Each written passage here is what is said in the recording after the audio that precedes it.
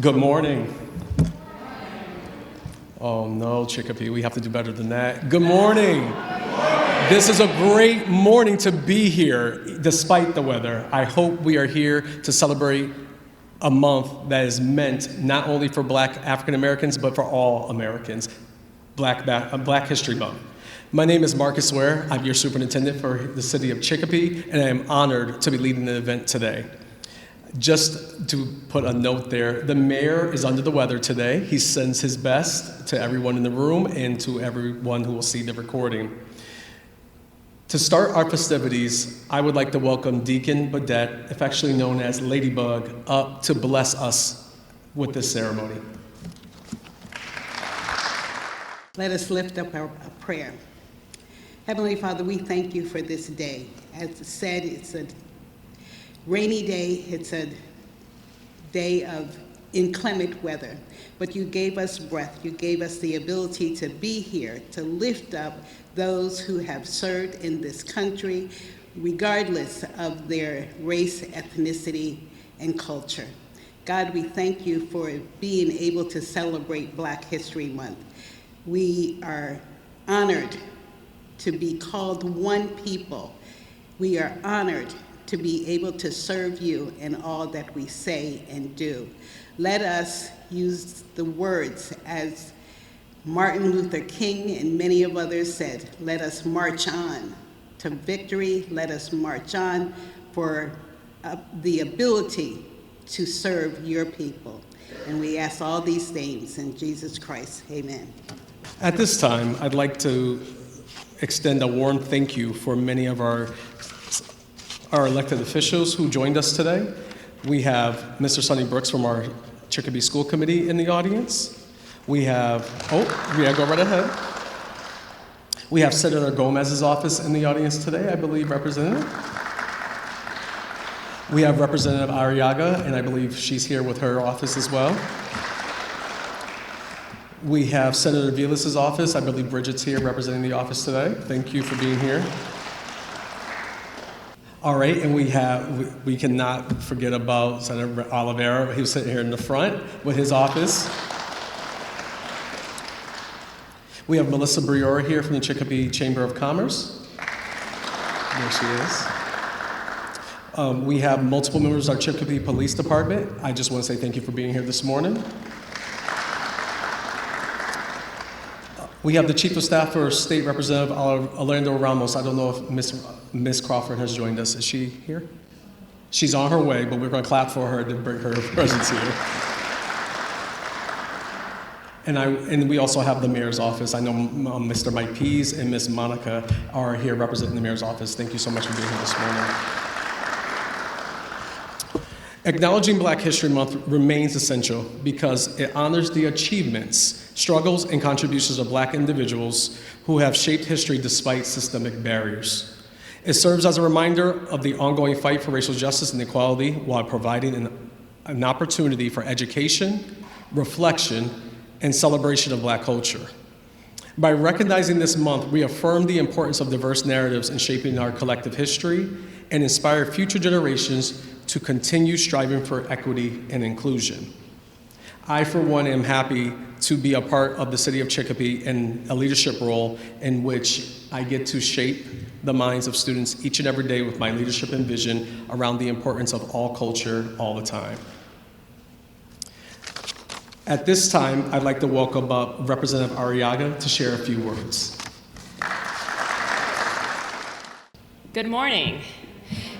And thank you for joining us here on this, the mayor would say, on this beautiful Chicopee morning, right? It's raining, it's snowing, it's slippery, but that definitely didn't keep us from coming here to celebrate. A lot of folks will give their speeches and they'll refer to history, and it is vital and important that we remember and learn of our history so we don't repeat our past errors, right? Maybe it's the mother in me, or maybe because I'm newer to the politician world, I like to reflect more on optimism. That's how I live my life, and I think just a little bit more optimism in the world, things will just be that much better. If we focus on all the negative stuff, it can get dark, and it can get dark quickly. And I think we can all agree, it's only February, the middle of the month, We haven't even gotten to this third month of the year, and the world is really, it's mad. It is wild, it is scary, it's anxious. And if there's nothing else you can remember from today, and all the great speeches that you're gonna hear after me, I believe that people should be treated equally, regardless of who they are, where they're from, the color of their skin, and their financial bank accounts. I don't care if you have $5 in your pocket. I don't care if you have $1 million in your pocket. I don't care if you were born in the US or if you originated from a different country, which many of us have. That's why we came here to the US. We came here for a better life, for our futures, for our children, for our family members. Whether that is you came here today or your family members came here 100 years ago or on the Plymouth or etc. And it's important. Why is that important? Because unfortunately people do treat others differently that do not look like us. And guess what? If you look around this room, we all look different. And that doesn't mean that people are less worthy than. So if nothing else, let's treat people with respect, love, and kindness. I almost kept my hat on because it says love. But really, let's celebrate the historical, monumental impact that the African American community has contributed to the US.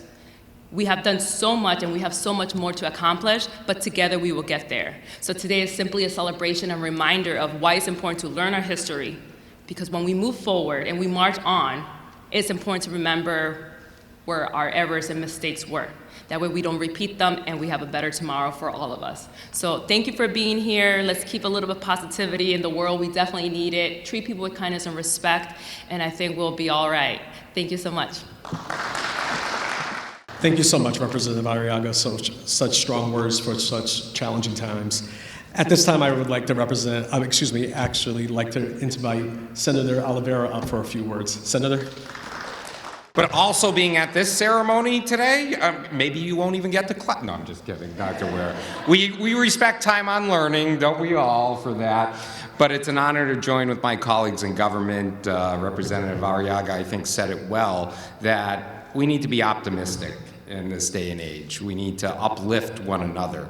And when we think about Black History Month and we think about a celebration that we are underway with right now in the middle of the month, we got to look at the origins of it and why this month in particular is dedicated towards Black history. There are two reasons. First off, just yesterday on the 12th, we celebrated Abraham Lincoln's birthday. Obviously, Abraham Lincoln had a long and storied history as someone who was the first president elected who stood up against slavery, someone who signed into law, into the Constitution, the 13th Amendment, banning involuntary servitude. And then tomorrow, on Valentine's Day, and I think it's important as we celebrate love and loving one another, that February 14th is also Frederick Douglass's birthday. And for those two milestones, the 12th being Abraham Lincoln's, the 14th being Frederick Douglass's, allows us to celebrate our Black history.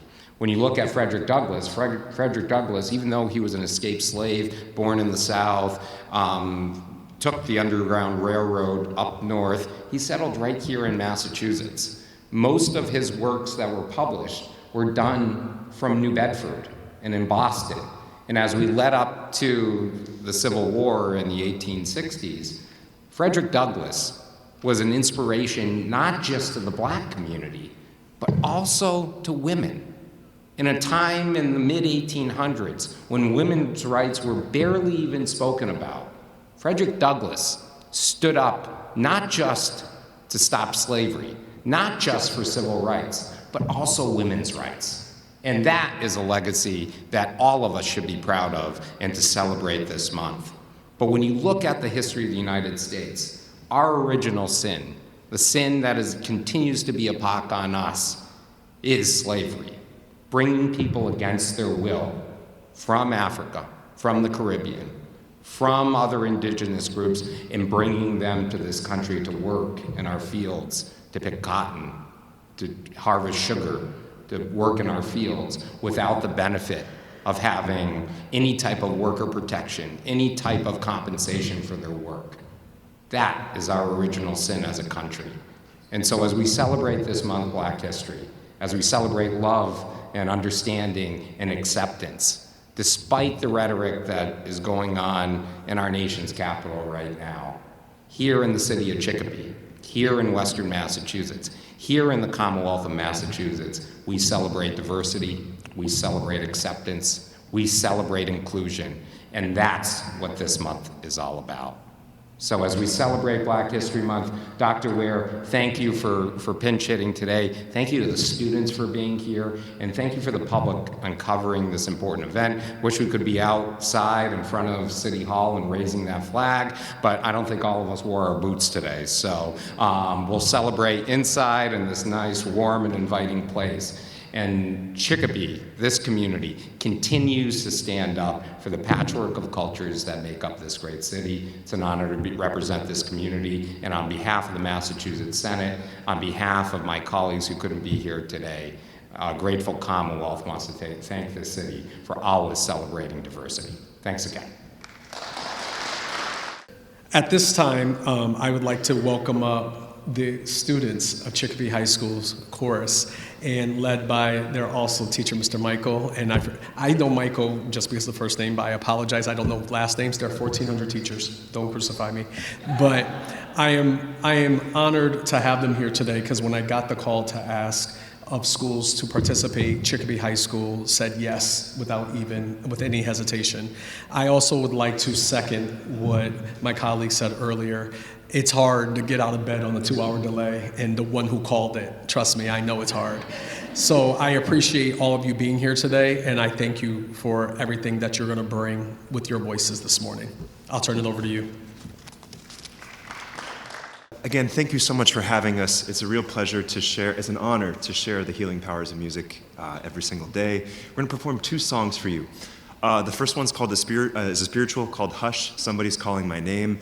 And then we'll perform a song from South Africa called Kululu Imbadada, which translates to, hey you, take your shoes off. And in other words, let's go dancing, let's cheer up. Hush, hush, somebody's calling my name. Hush, somebody's calling my name.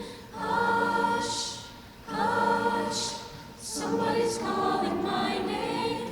Oh my Lord, what shall I do?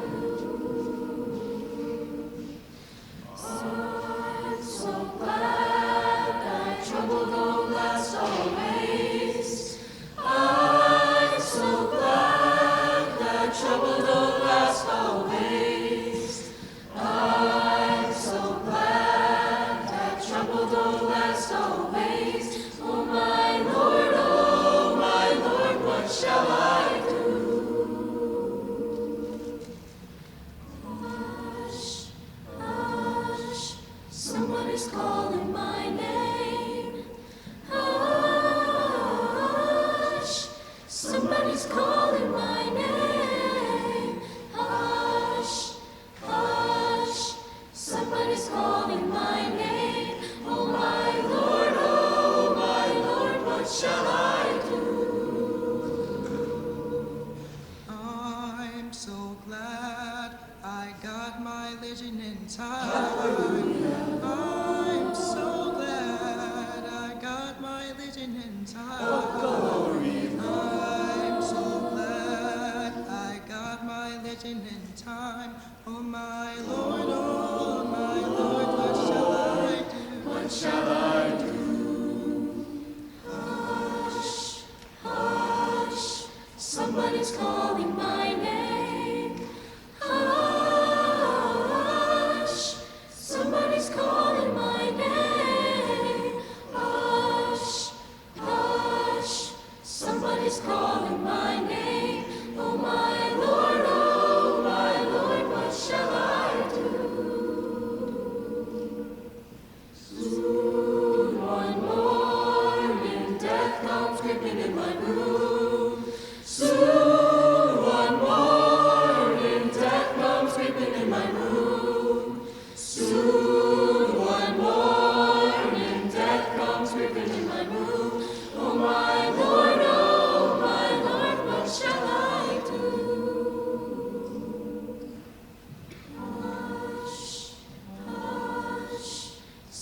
Somebody's calling my name. Hush, somebody's calling my name. Hush, hush, somebody's calling my name. Oh my Lord, what shall I do? Hush, hush,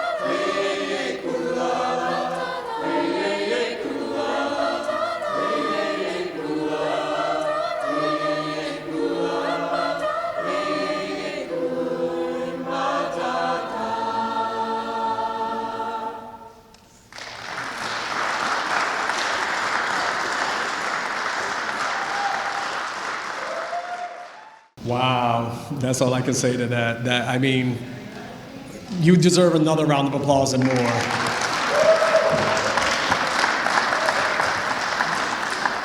I really mean it. It sounds a little corny, but I don't think you really realize you don't realize how appreciative of youth you are until you see them perform in their element and what they're good at, and it continues to inspire you and remind you why you do what you do every day. Thank you so much, Chicopee. Go ahead, Chicopee High School.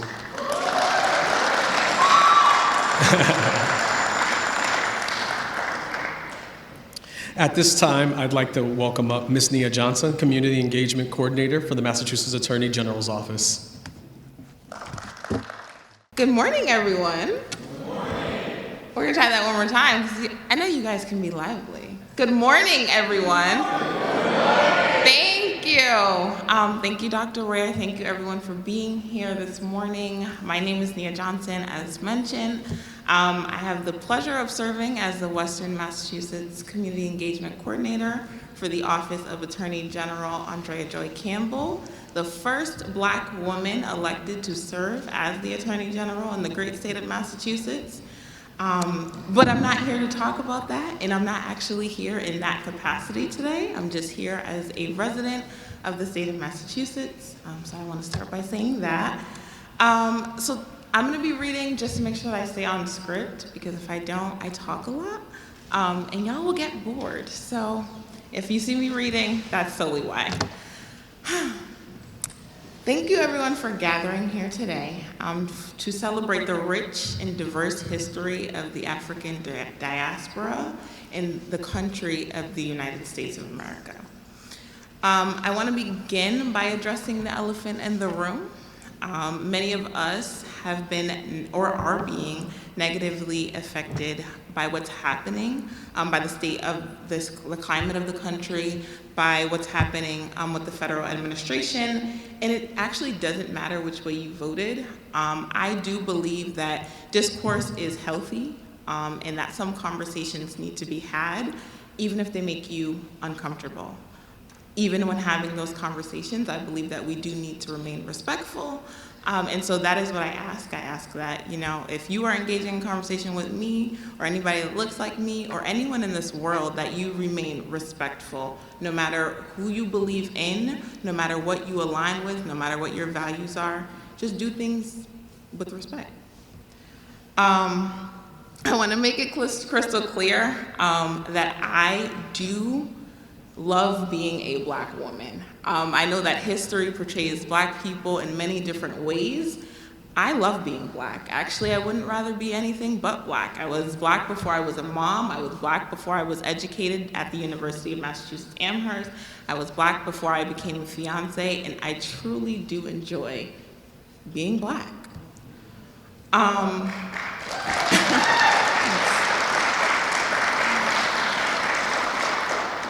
Thank you. That's simply because Black people are resilient. Black people continue to persevere despite what odds are against them, despite what policies might come from the federal government, but despite what executive orders might come down, erasing diversity, equity, and inclusion. And again, that doesn't mean Black. It does mean diversity and equity and inclusion. But I love being Black because, we will overcome. We will overcome no matter what. When laws denied Black people the right to vote or required racially motivated exams to exercise our right to vote, we organized, we gathered in community, and we fought a long, long battle against that law and won. We fight for people no matter what their identities are. We fight fights that are not ours because we truly believe, many of us truly believe in humanity, we believe in what's right, and we try to do what's right no matter who's watching. In the late 1700s, James Armistead Lafayette, a Revolutionary War spy, enlisted in the war against the British to fight for the American Continental Army. There was, messaging going around that if you fought in favor of the Continental Army, that you would be granted, you would no longer be a slave, so you would be freed. The Continental Army did in fact win that war, and there was back and forth about who could be freed. And so it was said that if you fought in the war, you could be freed.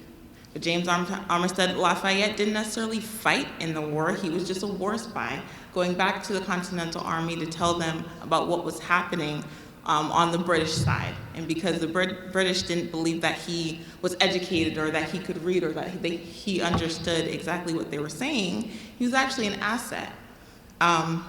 So though the Continental Army won that war, there was back and forth about whether he could be freed, and in the end, he actually was freed. And his service is known through education, through history, through textbooks. However, those same textbooks and that same history is being erased. Our identity as Black people is being erased in this country. We are constantly under attack because we're Black. In the 1900s, Shirley Chisholm was the first African-American woman to serve in Congress and the first African-American woman or woman, period, to seek the presidential nomination as a major party ticket. I'm very passionate about politics. I do believe that there are elected officials that are interested in the good of the people, and they truly want to uphold the oath that they take to represent the people. And I believe that Shirley Chisholm, who just so happens to be my soror, I'm a member of Delta Sigma Theta, a proud member of Delta Sigma Theta Sorority Incorporated, I believe that she was one of those people who believed in the oath that she took and truly fought to uphold it. I also believe that together, through organizing and in communities just like this one, African Americans will have fought and will continue to fight for access to equitable education. Thank you, Dr. Ware, for being here and the fight that you're fighting right now. For health care, access to equitable health care, and to be seen as humans who bleed and feel just like everyone else. The harms done to African Americans in this nation can never be undone. And I know that, and I know that many of you, if not everyone in this room, knows that. However, we need to acknowledge it, and we need to work together to do better. And this flag raising that we're having today, I believe is a step in the right direction, and I truly hope to see it continue in this great city of Chicopee. And as stated by Martin Luther King Jr., a statement that I truly believe, the arc of the moral universe is long, but it does in fact bend towards justice. I believe it, I hope you believe it, I hope you do continue to educate yourself on African American history, whether it be throughout the country, whether it be in a global context, or whether it be in this great state of Massachusetts or this great city of Chicopee. Our history is rich, and it's so important to know it so that we do not make the same mistakes that we've once made. Thank you. Ms. Ayanna Crawford, Chief of Staff for State Rep Orlando Ramos' office, would you like to come up and say a few words? Happy Black History Month. That's right. That's right. Boldly stating that. And so I bring greetings, of course, from Representative Orlando Ramos and also from myself. I believe that we are here for a reason and a season and a time, right? We are here to celebrate folks that have come here not by themselves, but they were forced, right? We understand that. But I think what we need to start thinking about is, why do we celebrate Black History Month? Why do we do this? And so we know that Carter G. Woodson, whom was a freed slave, decided that we ought to learn about the historical context of Africans in America and the diaspora. Wouldn't you agree? And so I wanted to take a moment for our young people, because before this position, I was a school teacher for 25 plus years, an adjunct professor. And so I believe in the power of education. I believe in the equalization of education on how we are to understand each other. And so let us be clear that today, again, is the month of Black history. Let us be clear. Let us be clear. So, Carter G. Woodson, if you don't mind just sort of taking a moment with me down history lane a little bit about who he was and why he decided to create this opportunity for all of us.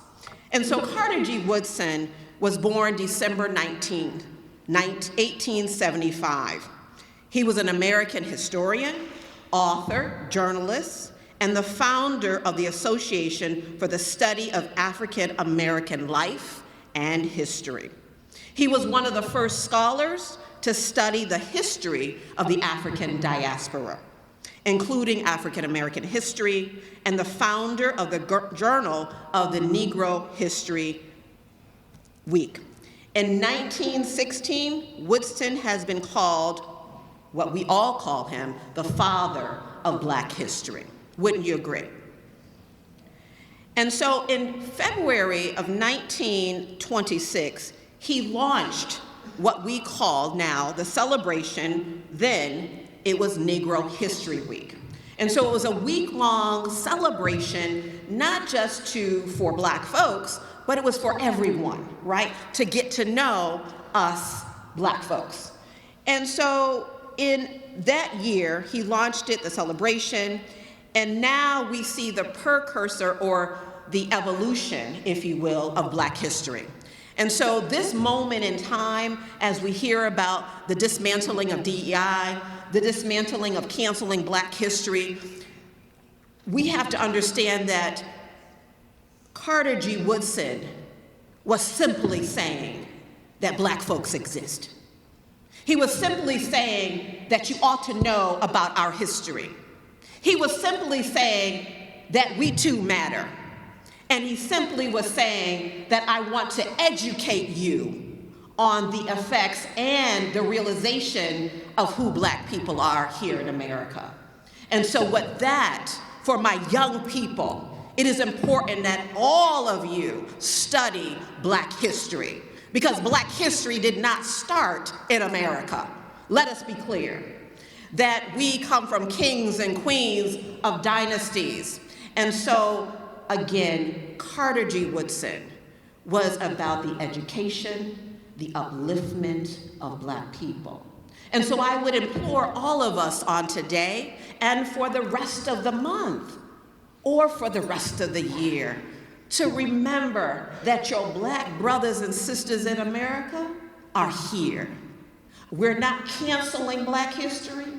We're gonna fight the powers that be around DEI, and we're gonna stand up because I, like the Italians, the Irish, the Native Americans, call America my home. Thank you. I heard you. I don't know if you heard the message. She said it loud and clear.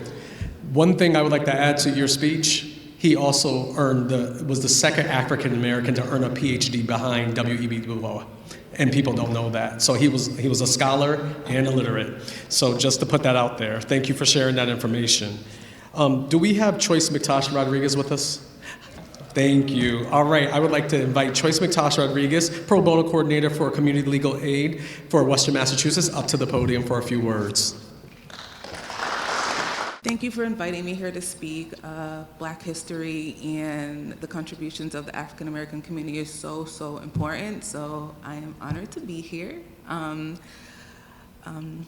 My name is Choice McIntosh Rodriguez, and I work for Community Legal Aid, and I just want to speak a little bit about who we are and how we are a great resource to the community. Community Legal Aid, we are the largest civil legal aid organization in the state of Massachusetts, and we provide free civil legal aid to elders and low-income individuals and families who can't afford an attorney. So that includes the residents of Chicopee in this wonderful community.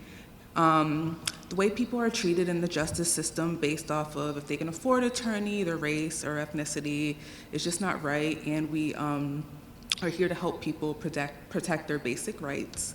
We are a resource to help make sure everyone, regardless of their economic status in the community, has a chance for equal access to justice. CLA provides free legal help with non-criminal matters such as evictions, fair housing issues where someone is denied housing based off of being discriminated against, domestic violence issues, people not being able to get jobs or things like housing based off having a criminal record, unfair consumer practices, and helping people access disability and state benefits, just to name a few. Everyone deserves to know the rights that are afforded to them, and just want to tell my wonderful government community right here, always feel free to send your constituents our way. And I just want to kind of give an example of how we impact people. So a few months back, I had a client who was being sued by a credit card company and by just some debt that she owed. And the client had a lot of medical issues, and therefore she could no longer work, and she was having a hard time providing for herself and her family. With the help of one of the wonderful volunteer attorneys that help out at CLA, we were able to get her case dismissed, and it just really shows like how much the work I do in equal access to justice is really important. You know, we just encourage everyone to try and get involved and help lessen the justice gap and make equal access justice available to everyone. And I just want to thank everyone, thank Miss Wilhelmina. Where is she? Where is she? Oh, she is on our community legal aid. She is on our board of directors, and I just want to thank her for all of the work that she does. And I just want to thank her again for inviting me to this wonderful event, because again, Black history is so rich and is so important, and I wouldn't be here without the contributions of all of the African Americans before me. So thank you again. At this time, I would like to invite Mr. Al Kendall, Chicopee Disability Commission, up to the podium. What we are greatly appreciative of is your personal commitment, and I will not forget the discussions that we've had. We're all pulling together, and the Commission on Disability, which resulted after thousands of years of suppression of everybody, especially with disabilities or limits. My friends, fellow human beings, countrymen of still the greatest nation of hope for a war-torn, cold, fragile world.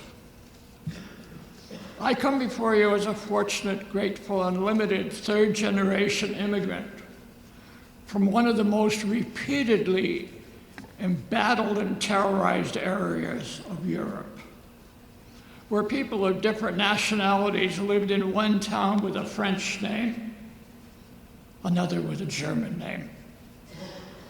I was honored to serve during the Berlin call-up in the U.S. Air Force at a base outside of Strasbourg, Alsace-Lorraine, land of my roots, along with everyone here celebrating a unique but universal heritage, privileged memories.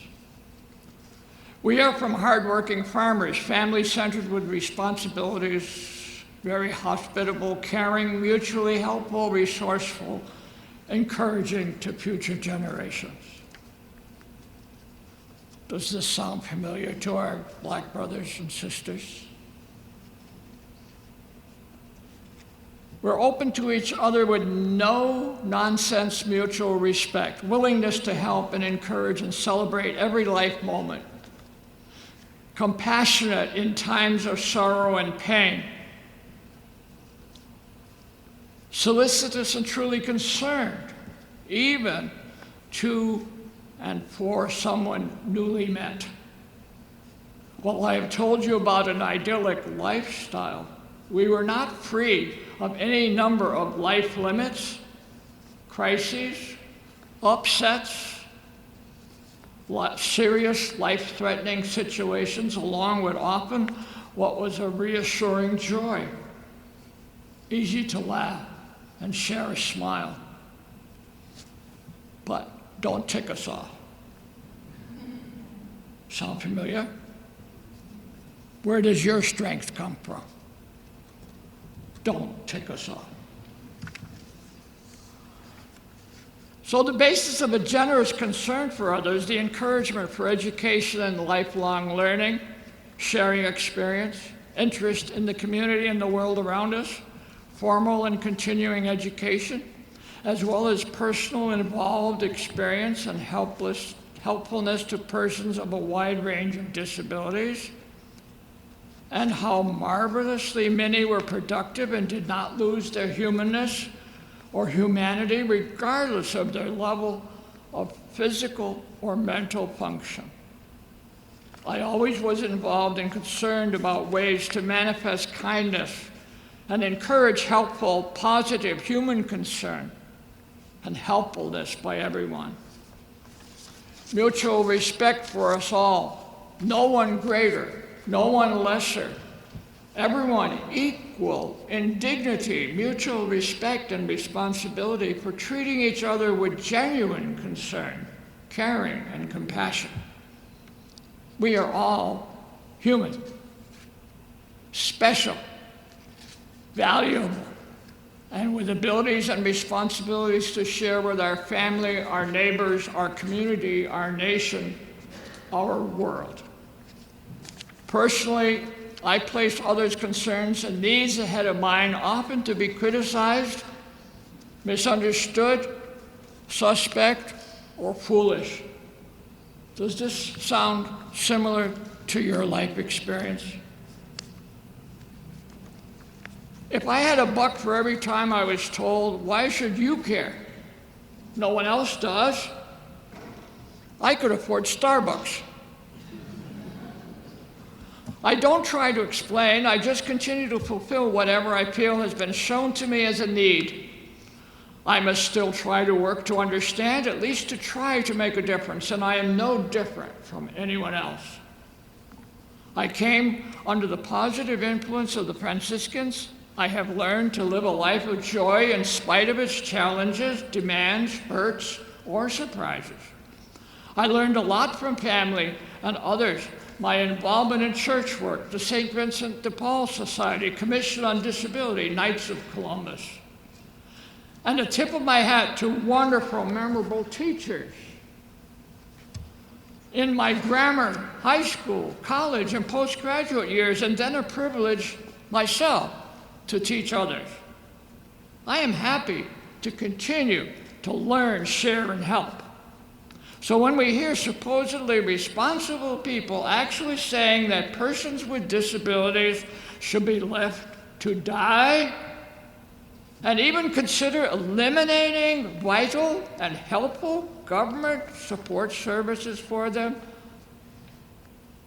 incredibly insensitive, thoughtless, vain, inconsiderate, inhumane, uneducated, mean-spirited, dumb, selfish, cruel, inappropriate, hurtful, ridiculous, and unnecessary.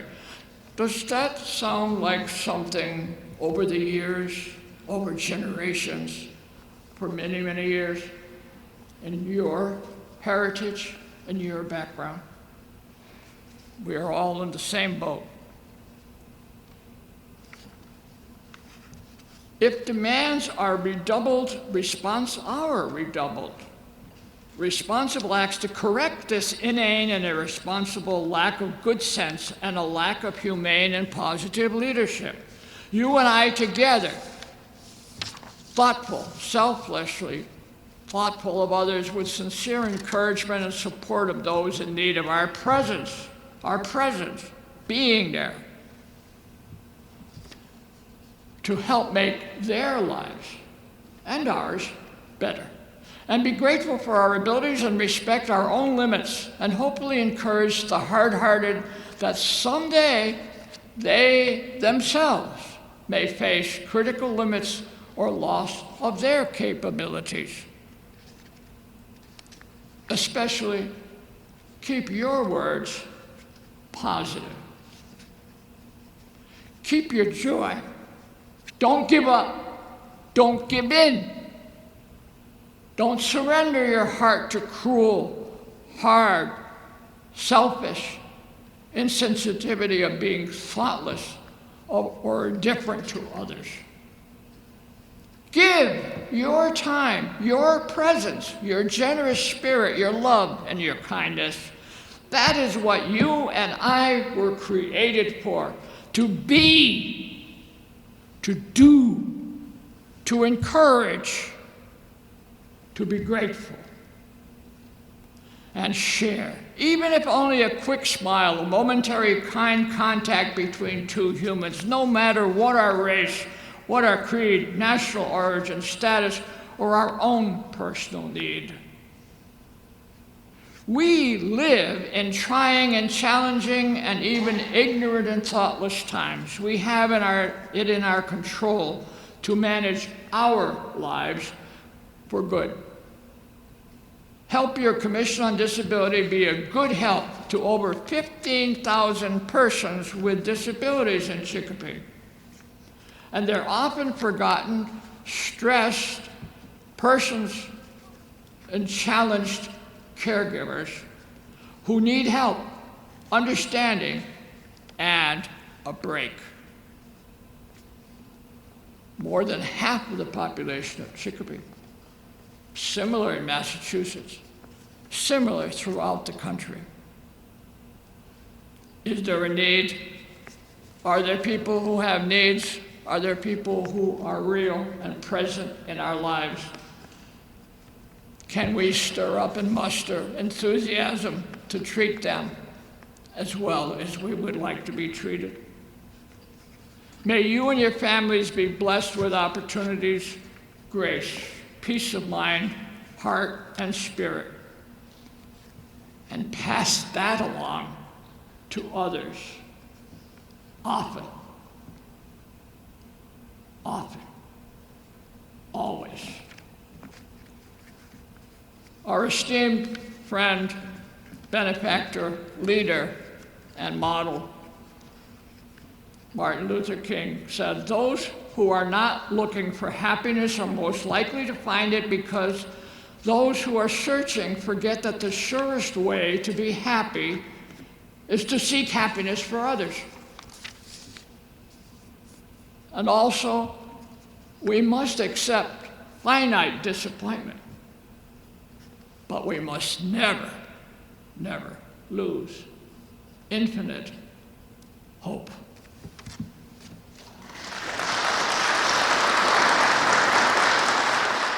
At this time, I'd like to call up Mr. Ernst Renville, a Chicopee resident, here to share a few words with us this morning. Mr. Renville. My name is Ernest Michel Jean-Pierre Renville, and I am from Port-au-Prince, Haiti.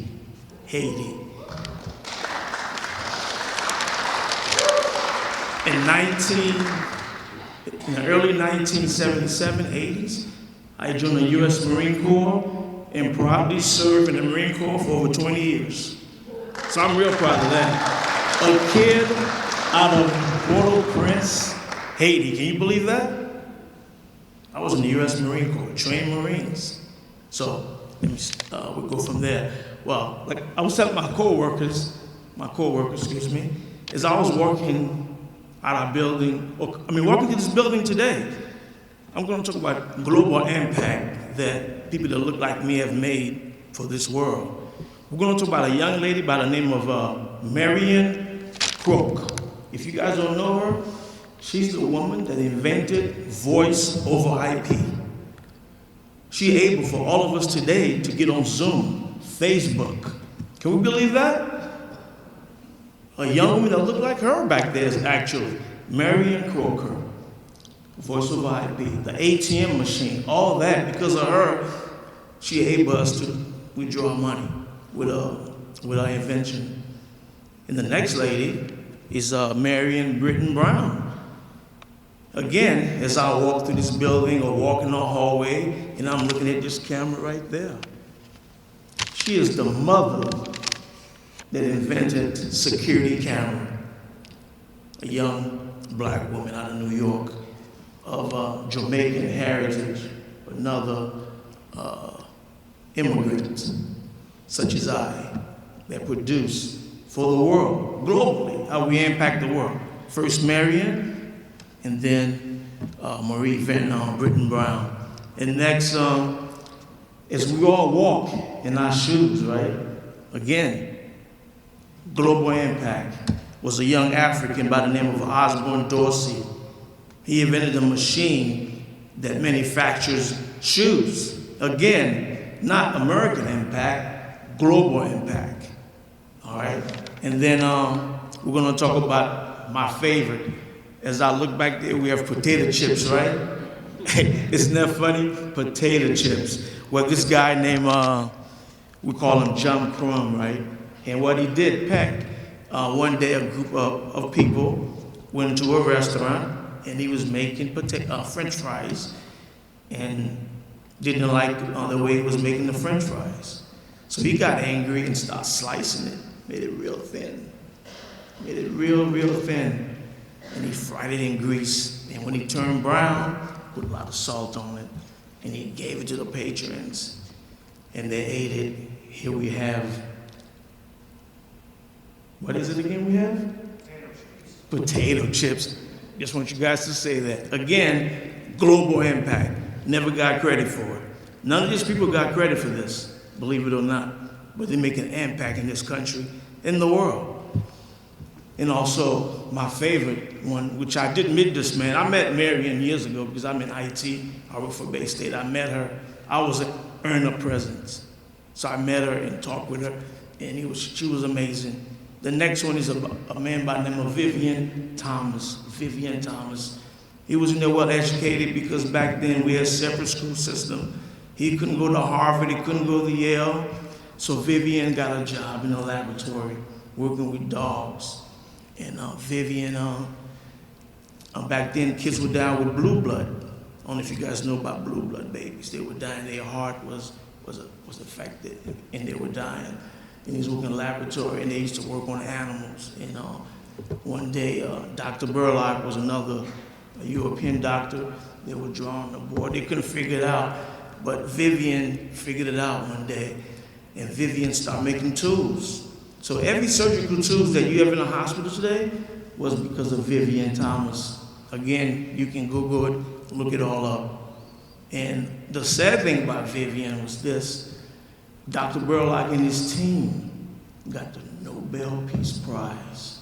And what's sad about it, here's Dr. Vivian. When I met him, I cried when he told me the story. Dr. Vivian was working as a waiter while Dr. Burlock and his team was getting the Nobel Peace Prize. But Vivian was the one that actually performed those operations. Again, he didn't get credit for it till 1987 or the early 80s. He got credit for it at Johns Hopkins University. If you ever go there, he's the only African-American picture you see on the wall. But he is the father of modern day tools that we use in the hospital every day. But no one has never mentioned him at all. And that was a gentleman that was sitting here earlier. He talked about Frederick Douglass, and I thought about it, right? Frederick Douglass once stayed in Chicopee, on Chicopee Street. Believe it or not, there's a building in Chicopee Street right next to the oldest cemetery on Chicopee Street used to be a church. Frederick Douglass stayed there with Herbert Tubman, Sojourner Truth kids. It's an underground railroad in our city, in Chicopee. Right there next to the cemetery. If you go to Chicopee Street right there, right now, you'll see it. So I'm gonna stop with this. Believe in yourself as I believe in myself. Let me take a deep breath. A young man that was adopted out of Haiti came to America and made a change. And one of my best friends, believe it or not, I'm gonna shock you, right? And I talk to him all the time, I tease him. Is Mr. John View. And I always tell Mr. Mayor, I call him John. Okay, I said, John, you know what? I build bridges, I don't divide bridges. So I'm a bridge builder. So in closing, I'm gonna say in my native tongue, say pau, say pam, say panutu, sukagevel, ukagealizel. So what I just say in Creole is mine, is yours. If you can dream it, it can become a reality. Thank you. Thank you so much, Mr. Renville. At this time, I want to welcome up Deacon Babette again. We have a few honorariums through proclamations we have this morning, and I would like to start with Deacon Babette. Babette Lanier is a transplant to Chicopee through her father, who was stationed at Westover Air Force Base. Upon graduating from Chicopee High School, class of 1972, she moved briefly out of state but returned and worked for a short time in the Treasurer's office under Ernest LaFlamme. Seizing the opportunity for a better job, she began working for the Department of Mental Health. Remembering what her father would say, do your best, stay out of trouble, and help others. This would be a little challenging because she had a fear of some unknowns. She had experienced discrimination, but that was a given. Being a person of color, dealing with crazies was something else. What you don't know can hurt you. I'm gonna repeat that again. What you don't know can hurt you.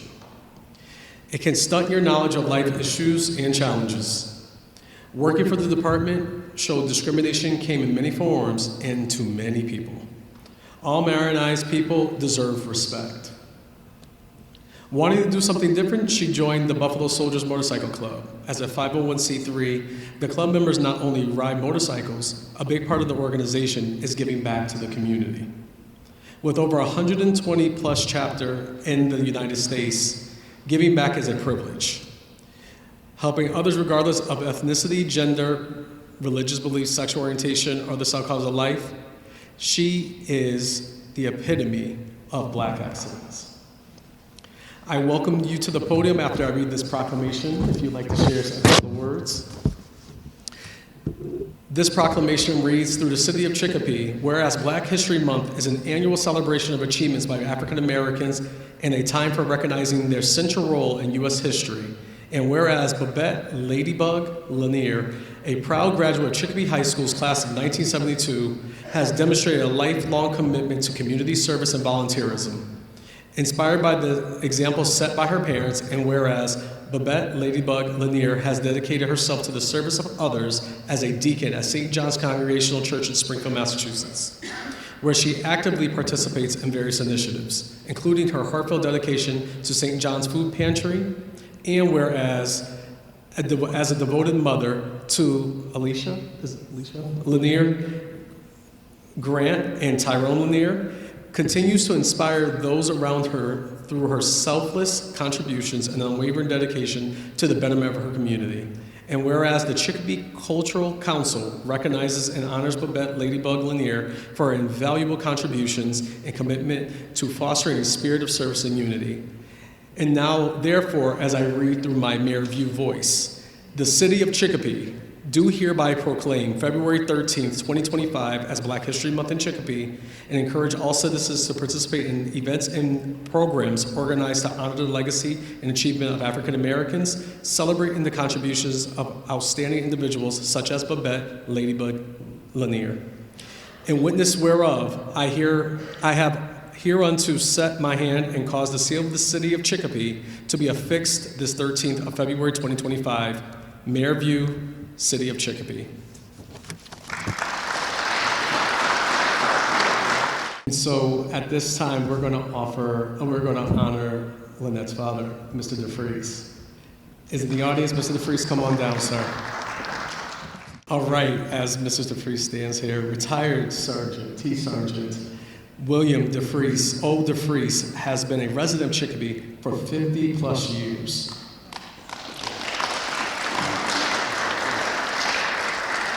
He joined the Air Force in 1952, hoping for a better life than the small upstate New York town offered. Believing if you did your best. Did I say that right, Mr. DeFries? If you did your best. Stayed out of trouble and helped others. Life would be kind to you and open doors previously closed. Unfortunately, he found institutional racism and systemic discrimination was worldwide. Still, he believed if you did your best, stayed out of trouble, and helped others, kindness shown would be returned.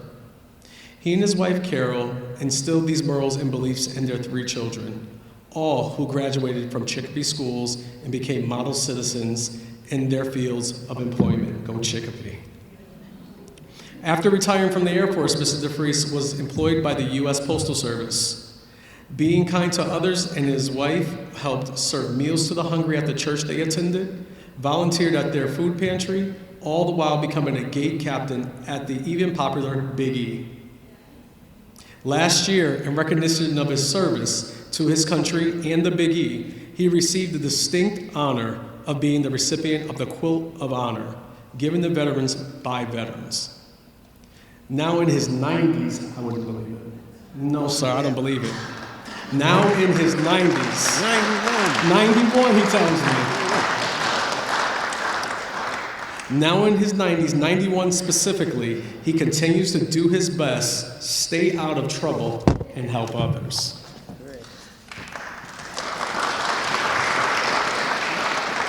Mr. DeFries, I read this as the City of Chicopee Proclamation. Whereas Mr. William DeFries is recognized on this day as a long-term resident of the city of Chicopee, Massachusetts, and has made significant contributions to our community, and whereas Mr. DeFries, at 91 years of age, continues to dedicate his time and efforts to serving others through his active involvement with the local food pantry and Friends Place. And whereas Mr. DeFries is the proud father of one of our distinguished guests today, Babette Ladybug Lanier. And whereas Black History Month is an annual celebration of achievements by African Americans and a time for recognizing their central role in U.S. history. And whereas the City of Chicopee acknowledges and honors the invaluable contributions of African Americans to our society, culture, and local community. Now therefore, through my Mayorview voice, the City of Chicopee do hereby proclaim February 13th, 2025 as Black History Month in the City of Chicopee. I encourage all citizens to participate in the events and programs organized to honor the legacy and achievements of African Americans. In witness whereof, I have hereunto set my hand and caused the seal of the City of Chicopee to be affixed to this 13th day of February 2025, Mayorview, City of Chicopee.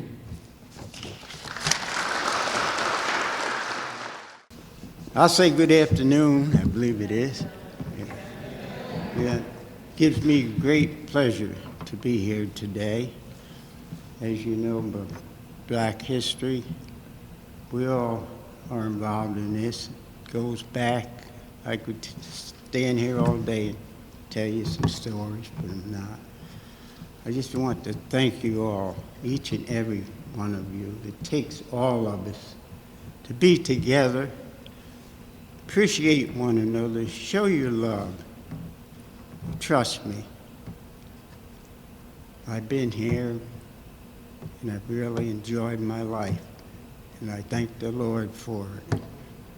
Thank you all. All right, we are about to wrap things up. However, before we do, one more level of recognition. I'd like to thank the Chicopee Culture Council members who are here today who helped make this all possible. That would be Nancy Murray, if you could stand, can I stand? Wilhelmina Humphreys, who's back in the corner over there.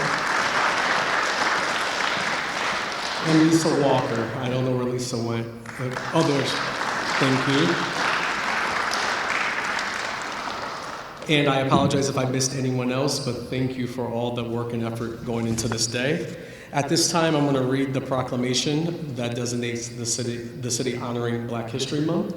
And after that, the flag, which would usually be raised on the flagpole outside, is going to be draped behind me. Whereas the story of Black History Month traces its origins to 1915, half a century after the 13th Amendment abolished slavery in the United States, where historian Carter G. Woodson and Minister Jesse E. Moreland established the Association for the Study of Negro Life and History, ASNLH, to research and promote the accomplishments of Black Americans and the individuals of African descent, later evolving into the Association for the Study of African American Life and History, ASALH.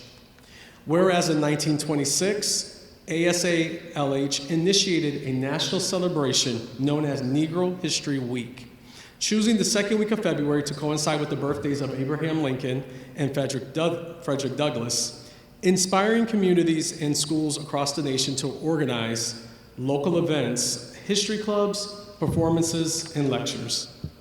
Whereas the NAACP, the National Association for the Advancement of Colored People, I say that out to you because I didn't learn that until I was 22, and I was embarrassed by that. So I'm saying it for the young people in the audience, the National Association for the Advancement of Colored People.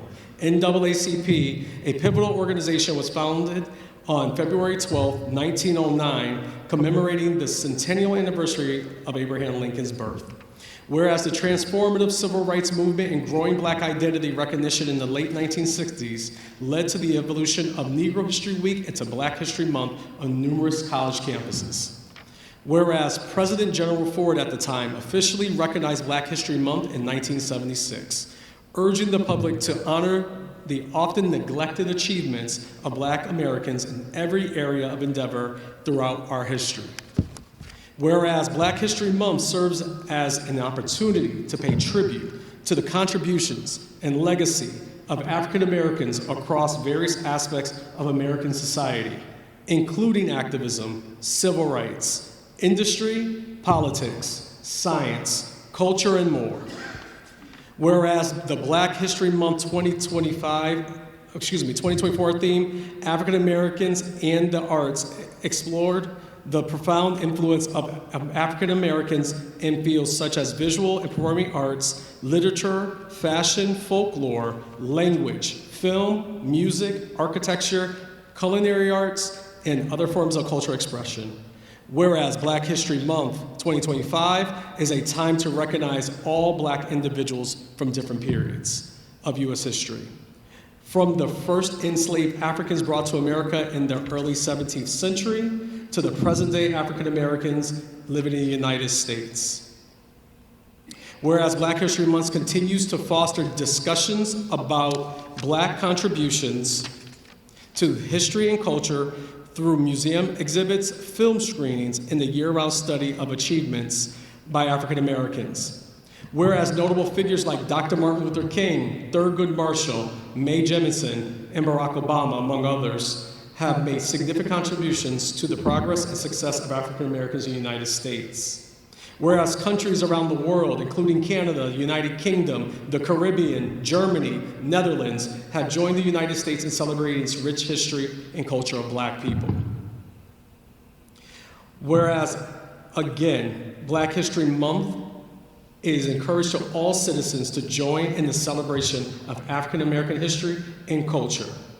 Through Mayor View, behalf of the city, Mayor View dedicates February 13, 2025 as the acknowledgement that Black History Month exists through the City of Chicopee. I encourage all citizens to reflect on the significant impact of Black Americans and others throughout the diaspora. At this time, I encourage you to stand, if you are able to do so, for the draping of the flag.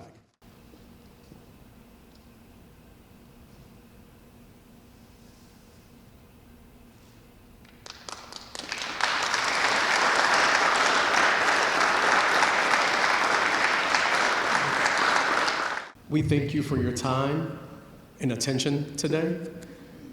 I will recap quickly from all the marvelous speeches and words of wisdom shared with us this morning.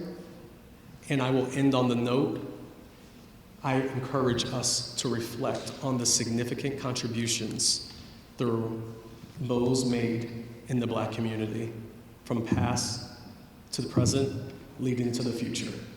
Thank you so much.